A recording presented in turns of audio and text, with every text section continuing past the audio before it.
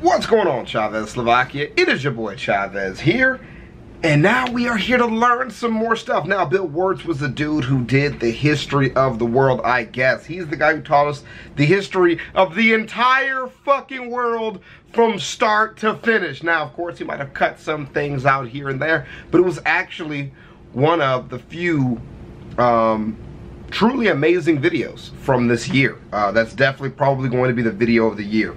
No doubt about it.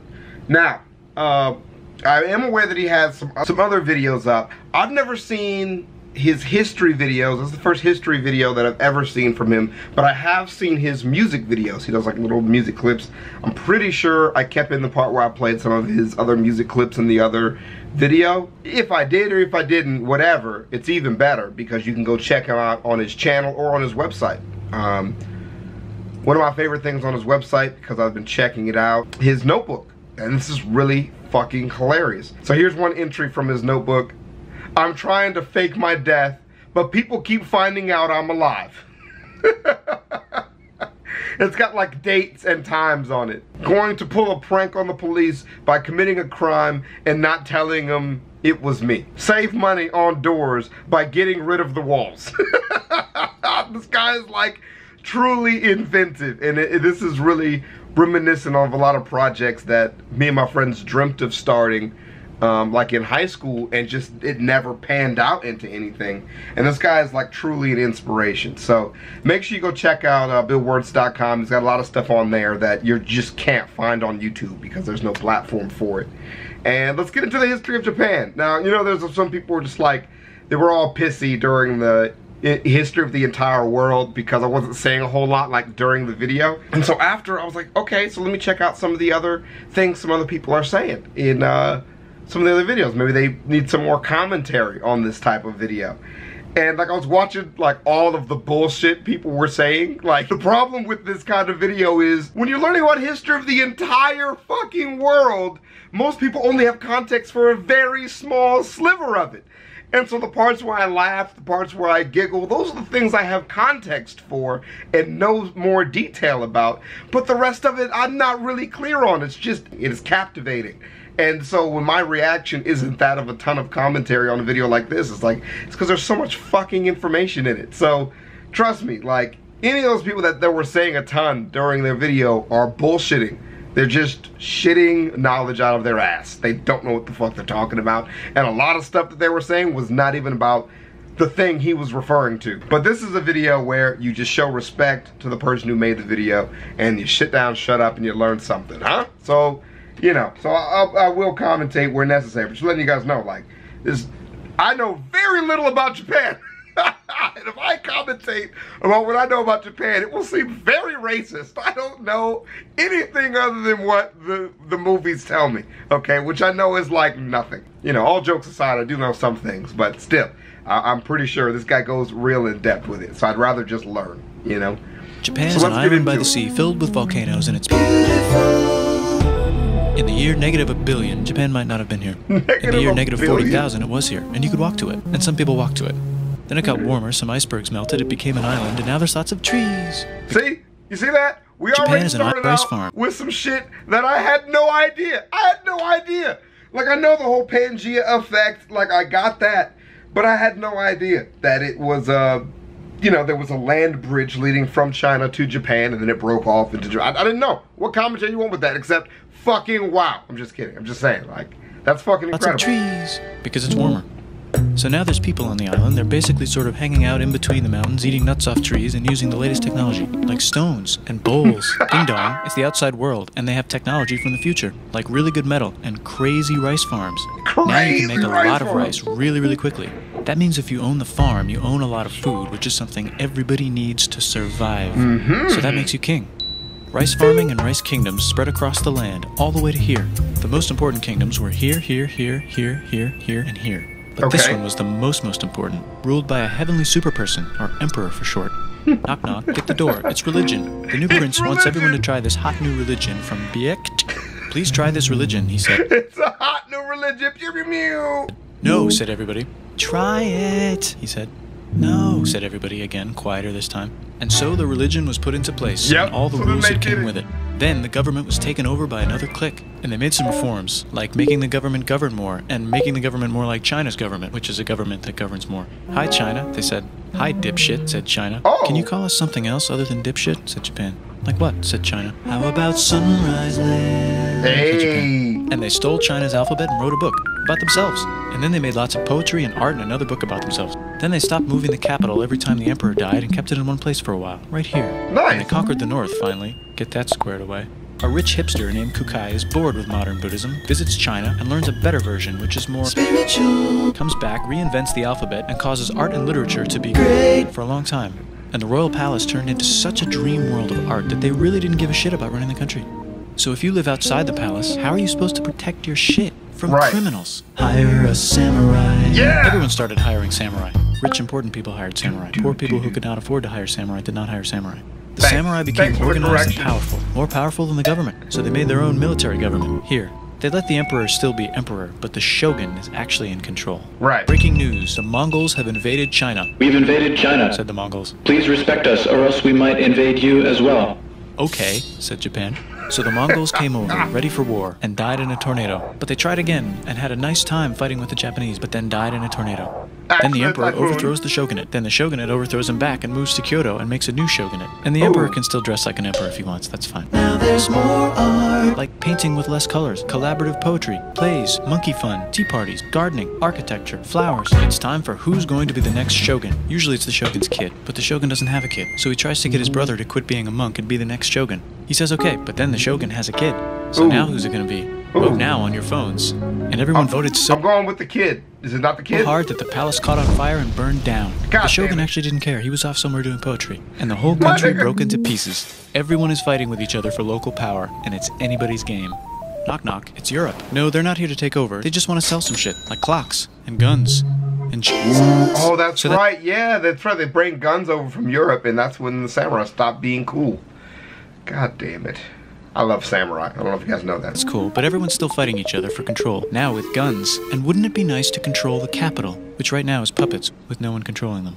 This clan is ready to make a run for it, but first they have to trample this smaller clan, which is in the way. Surprise, the smaller clan wins, and the leader of that clan steals the idea of invading the capital and invades the capital. And it goes very well. He's about halfway through conquering Japan when someone who works for him kills him, and then someone else who works for him kills them, and that guy finishes conquering Japan. And then he confiscated everybody's swords, and made some rules. And now I'm going to invade Korea, and then hopefully China, he said, and failed, and also died. But before he died, he told these 5 guys to take He failed and then also died. What a hell of a way care to of his 5-year-old son until he's old enough to be the next ruler of Japan. Oh, that's And the sad. 5 guys said, yeah, right. It's not going to be this kid. It's going to be one of us, because we're grown-ups. And it's probably going to be this guy, who happens to be way more rich and powerful than the others. A lot of people support him, but a lot of people support not supporting him. They have a fight, and he wins, and starts a new government, right here. And he still lets the emperor dress like an emperor, and have very nice things. But don't get confused, this is the new government, and they are very strict. So strict they close the country. No one can leave, and no one can come in. Except for the Dutch, if they want to buy and sell shit, but they have to do it right here. Now that the entire country was not at war with itself, the population increased a lot. Business increased, schools were built, roads were built, everyone learned to read, books were published, there was poetry, plays, sexy times, puppet shows, and Dutch studies. People started to study European science from books they bought from the Dutch. We're talking geography, skeletons, physics, chemistry, astronomy, and maybe even electricity. Over time, the economic and cultural prosperity began to gradually slow down. Knock knock. It's the United States. Way to interrupt things, U.S. With huge boats, with guns. Gunboats. Open the country. Stop having it be closed, said the United States. There's really nothing they could do, so they signed a contract that lets the United States, Britain, and Russia visit Japan anytime they want. Choshu and Satsuma hated this. That sucks, they said. This sucks. And with almost very little outside help, they overthrew the shogunate and somehow made the emperor again and moved him to Edo, which they renamed Eastern Capital. They made a new government, which was a lot more Western. They made a new constitution that was pretty Western, and a military that was pretty Western. And do you know what else is Western? That's right, it's conquering stuff. So what can we conquer? Korea. They conquer Korea, taking it from its previous owner, China, and then go a little bit further. And Russia rushes in out of nowhere and says, stop, no, you can't take that. We were going to build a railroad through here to try to get some warm water. And Russia builds their railroad, supervised by a shit ton of soldiers. And then when the railroad was done, they downgrade it to a fuck ton. Did I say downgrade? I meant upgrade. And Japan says, can you maybe chill? And Russia says, how about maybe you chill? Japan is kind of scared of Russia. You'll never guess who's also kind of scared of Russia. Great Britain. So Japan and Great Britain make an alliance together so they can be a little less scared of Russia. 1902. Feeling confident, Japan goes to war against Russia, just for a moment, and then they both get tired and stop. It's time for World War I. The world is about to have a war, because it's the 1900s and weapons are getting crazy, and all these empires are excited to try them out on each other. Meanwhile, Japan has been enjoying conquering stuff and wants more. And the next thing on their list is this part of China and lots of tiny islands. All that stuff belongs to Germany, which just had war declared on it by Britain because Britain was friends with Belgium, which was being trespassed by Germany in order to get to France to kick France's ass because France is friends with Russia, who was getting ready to kick Austria's ass because Austria was getting ready to kick Serbia's ass because someone from Serbia shot the leader of Austria's ass. Or actually shot him in the head. And Britain is currently friends with Japan, so you know what that means. Duh, Japan should take the islands, which they wanted to do anyway. I'm not even sure what this means anymore. What does it mean? So they called Britain on the telly to sort of let them know. And then they did it. And they also helped Britain a little here and there with some errands and stuff. Now the war is over, and congratulations, Japan, you technically fought in the war, which means you get to sit at the negotiating table with the big dudes, where they decided who owns what. And yes, Japan gets to keep all that shit they stole from Germany. Sweet. You also get to join the post-war mega alliance, the League of Nations, whose mission statement is to try not to take over the world.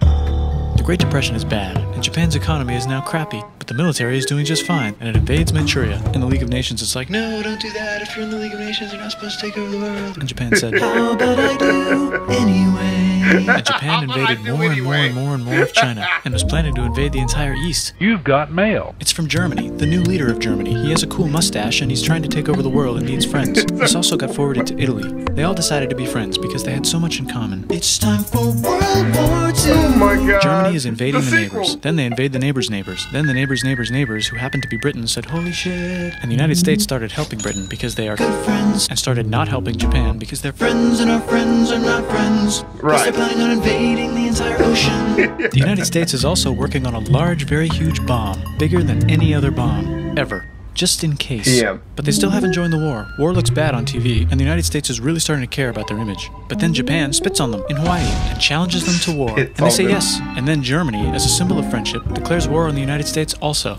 So the United States goes to war in Europe, and they help the gang chase Germany back into Germany. And they also start chasing Japan back into Japan. And they haven't used the bomb yet, and are curious to see if it works. So they drop it on Japan. That's why they just drop it. They actually drop 2. Cities that exist. God damn it.